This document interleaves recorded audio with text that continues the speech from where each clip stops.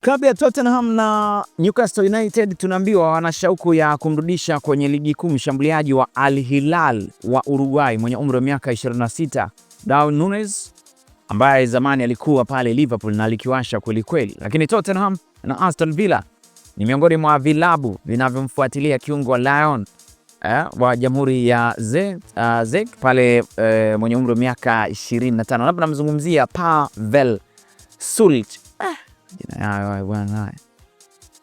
Lakini beki wa Uingereza Joe Gomez anaonekana kujiandaa kuondoka Liverpool msimu huu wa joto, huko AC Milan na Bayern Munich wakipendekezwa na mchezaji huyo mwenye umri wa miaka 28. Lakini kwingineko, Roma na Juventus wamejiunga na kinyang'anyiro cha kumsajili beki wa Argentina wa Bournemouth mwenye umri wa miaka 28 Marcos Senesi mwishoni mwa msimu huu. Taarifa pia zinaeleza Real Madrid wanaongoza kinyang'anyiro cha kumsajili beki wa Ujerumani na wa Borussia Dortmund anaitwa Nico.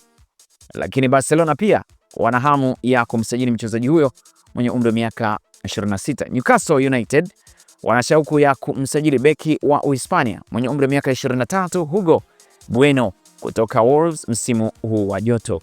Lakini taarifa nyingine zinaeleza pia Liverpool inaandaa dau la pound milioni 83 kwa winga wa Newcastle United mwenye umri wa miaka 24 wa Uingereza Anton Gordon. Lakini Everton tunaambiwa wanatarajiwa kutoa dau la pound milioni 30 kwa kumsajili mshambuliaji wa Chelsea mwenye umri wa miaka 23 wa Uingereza Liam Delap msimu huu wa joto. Lakini pia Crystal Palace wanajaribu kumshawishi Gareth Southgate kuchukua nafasi ya Oliver Glasner kwa msingi wa meneja wa muda hadi mwishoni mwa msimu bana. Hizo ndo taarifa ambazo zimenifikia hapa. Sina la ziada. Hii ni Talent Media, mimi ni Ali Sware Mshana. Bye bye.